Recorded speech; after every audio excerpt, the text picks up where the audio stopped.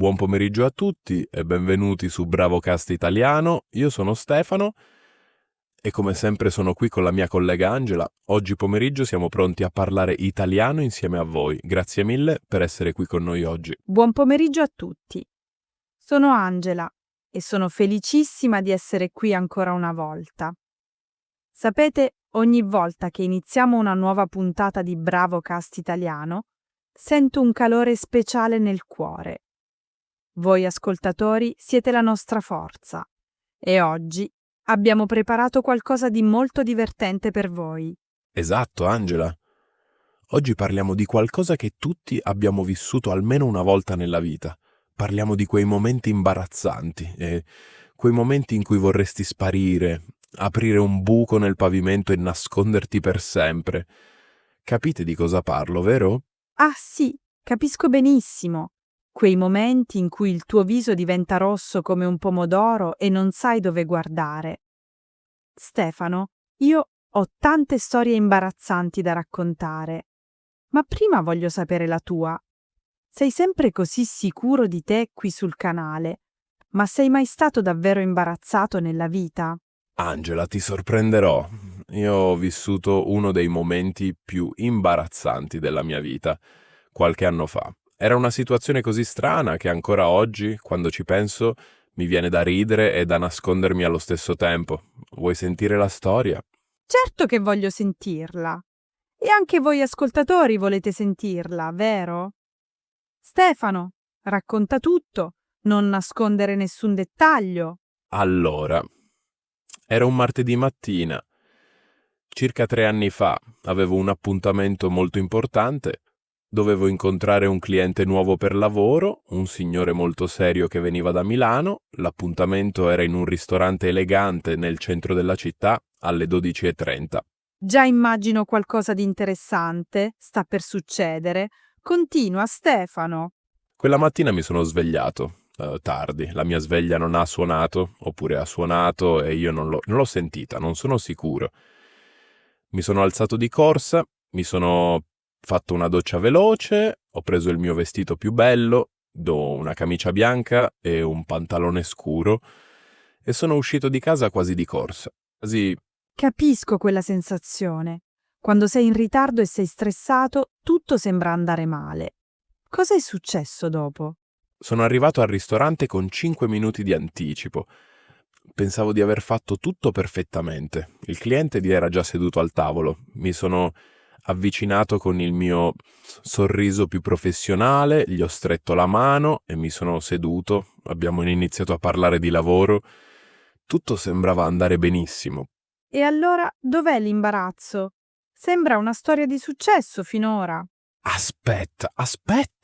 Il cameriere che si è avvicinato al tavolo per prendere le ordinazioni e a quel punto il cliente ha guardato verso di me con un'espressione molto strana. Ha esitato un momento, poi ha detto con una voce gentile: «Scusi, non voglio essere indiscreto, ma lei ha ancora il cartellino del prezzo attaccato alla camicia?» No, davvero? Il cartellino del prezzo? «Sì, Angela». Nella fretta di quella mattina avevo indossato la camicia nuova che avevo comprato la settimana prima e non avevo tolto il cartellino. Era un grande cartellino bianco, attaccato al colletto, visibilissimo. E io avevo parlato con questo cliente per quasi 20 minuti senza accorgermene. Oh, Stefano, povero, come ti sei sentito in quel momento? Mi sono sentito come se qualcuno avesse tolto tutta l'aria dalla stanza. Il mio viso è diventato completamente rosso. Ho cercato di ridere e di essere disinvolto, ma dentro di me volevo sparire. Ho detto al cliente: «Grazie mille per avermi avvisato», e ho tolto il cartellino il più velocemente possibile. E il cliente? Come ha reagito lui? Per fortuna era una persona simpatica. Ha riso insieme a me e ha detto: «Non si preoccupi, succede a tutti». E alla fine siamo diventati colleghi di lavoro e ci ridiamo su ancora oggi quando ci vediamo, ma in quel momento, vi assicuro, era uno dei momenti più imbarazzanti della mia vita. Questa storia è meravigliosa. E sapete, ascoltatori, questo mi fa pensare a una domanda per voi. Vi è mai capitato di uscire di casa con qualcosa di sbagliato? Magari con 2 scarpe diverse o con la camicia al contrario? Scrivete nei commenti le vostre storie. Adoriamo leggerle. Esatto, e adesso tocca ad Angela. Angela, anche tu hai una storia imbarazzante da raccontare, vero? Non puoi scappare. Ah, lo sapevo che arrivava questo momento. Va bene, vi racconto la mia storia. Era circa 2 anni fa, d'estate. Ero in vacanza al mare con alcune amiche. Eravamo in una bella città sul mare, molto turistica, con tante persone da tutto il mondo. Già mi piace. Come inizia questa storia? Continua. Il secondo giorno di vacanza, io e le mie amiche abbiamo deciso di visitare il centro storico della città. Eravamo vestite con abiti leggeri estivi, come si fa in estate. Abbiamo visitato chiese, mercati, piazze bellissime. Io avevo anche un cappello di paglia molto carino. Sembra una bella giornata di vacanza. Cosa poteva andare storto? A un certo punto siamo entrate in un negozio di souvenir molto grande. Dentro c'erano tantissimi oggetti, cartoline, magneti, statuette. Io stavo guardando alcuni oggetti in fondo al negozio quando ho sentito qualcuno che mi chiamava. Ho pensato che fosse una delle mie amiche, quindi mi sono girata e ho iniziato a parlare. Ho parlato per quasi 2 minuti con questa persona. Raccontavo di quanto era bella la città, di quanto mi piacevano i souvenir, di quanto ero contenta della vacanza. Poi ho guardato meglio la persona di fronte a me ed era una signora completamente sconosciuta. Non era nessuna delle mie amiche. Ah! Avevi scambiato una sconosciuta per la tua amica? Sì, la sconosciuta mi guardava con un'espressione di pura confusione. Evidentemente stava cercando di capire chi fossi io e perché le stavo raccontando tutti questi dettagli della mia vacanza. Le ho chiesto scusa 1000 volte, le ho spiegato che l'avevo scambiata per la mia amica. Lei alla fine ha sorriso, ma io ero diventata rossa come una ragosta. E le tue amiche? Dove erano in quel momento? Le mie amiche erano dall'altra parte del negozio e avevano visto tutto. Quando mi sono avvicinata a loro, ridevano così tanto che quasi piangevano. Per tutto il resto della vacanza, ogni volta che mi giravo a parlare con qualcuno, mi dicevano: Angela, sei sicura di conoscere quella persona? Questa è una storia fantastica. Avete sentito, ascoltatori? Anche Angela può essere imbarazzata. E sapete, questi momenti fanno parte della vita, li ricordiamo sempre, ma alla fine diventano le storie più belle da raccontare agli amici. Esattamente. E qui voglio fare una piccola pausa per salutare tutti voi che ci state ascoltando. Sapete, ogni settimana voi ci scrivete messaggi bellissimi nei commenti e noi li leggiamo tutti con grande piacere. Grazie mille per il vostro supporto a Bravocast Italiano. Sì, grazie davvero. E vogliamo chiedervi, avete mai vissuto un momento imbarazzante in una lingua straniera? Magari cercando di parlare italiano e dicendo qualcosa di sbagliato? Raccontateci tutto nei commenti. Le vostre storie ci fanno sempre ridere e ci fanno anche imparare qualcosa di nuovo. Stefano, parlando di momenti imbarazzanti in italiano, mi viene in mente una cosa. Sai che molti studenti di italiano hanno paura di fare errori quando parlano? È normale avere questa paura, ma l'imbarazzo di fare un errore in una lingua straniera è diverso dall'imbarazzo normale. Hai ragione, Angela. Io ricordo bene la prima volta che ho provato a parlare in inglese con una persona madrelingua. Pensavo di sapere bene la lingua, ma quando ho aperto la bocca, le parole non uscivano come volevo. Ho fatto molti errori e mi sono sentito molto imbarazzato. Esatto. E la cosa importante è non smettere di provare. Ogni errore è una lezione. Ogni momento imbarazzante ci insegna qualcosa. E piano piano, con la pratica, diventiamo sempre più sicuri di noi. Questo è un messaggio importante per tutti i nostri ascoltatori che stanno imparando l'italiano. Non abbiate paura di parlare. Gli errori sono normali e fanno parte del processo di apprendimento. Le persone italiane sono generalmente molto gentili e apprezzano quando gli stranieri cercano di parlare la loro lingua. Benissimo detto. E a proposito di storie imbarazzanti, Stefano, ne hai altre da raccontare? Perché sento che quella del cartellino non è l'unica storia che hai. Bene, e io ho un'altra piccola storia da aggiungere. Questa è molto breve ma molto imbarazzante. Era qualche anno fa, in inverno. Stavo prendendo l'autobus per andare al lavoro. L'autobus era molto pieno, era l'ora di punta. Capisco già come stanno le cose. Avanti. Ero stanca quella mattina. Avevo dormito poco. Stavo in piedi nell'autobus, tenendo il corrimano. Ad un certo punto l'autobus ha frenato di colpo e io ho perso l'equilibrio. Sono caduta in braccio a un signore seduto vicino a me. Davvero, mi sono ritrovata praticamente seduta sulle ginocchia di questo povero signore sconosciuto. L'autobus era pieno di gente e tutti mi guardavano. Mi sono alzata immediatamente, ho chiesto scusa 1000 volte al signore, che era una persona gentilissima, e ha detto che non c'era problema. Ma il mio viso era completamente rosso per tutto il resto del viaggio. Angela, questa è la storia più imbarazzante di tutte. Non riesco a smettere di ridere, Ma capisco, succede a tutti sui mezzi pubblici. I frenate improvvise sono molto pericolose per l'equilibrio. Esatto! E quella mattina ero così stressata per l'imbarazzo che quasi mi dimenticavo di scendere alla mia fermata. Meno male che ho guardato fuori dalla finestra in tempo. Ascoltatori, vedete come anche noi, Stefano e Angela, abbiamo vissuto tantissimi momenti imbarazzanti? L'imbarazzo è una cosa universale. Non importa chi sei, dove vivi, che lavoro fai, tutti nella vita abbiamo avuto momenti in cui volevamo nasconderci. Benissimo detto. E questi momenti ci rendono più umani.